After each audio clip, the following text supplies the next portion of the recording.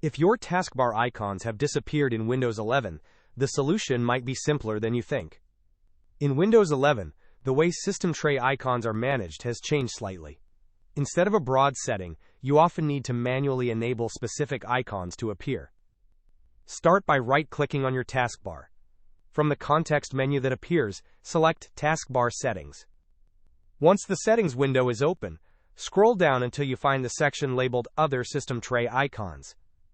Clicking on this will present you with a list of applications. You can then individually toggle each application's icon on or off.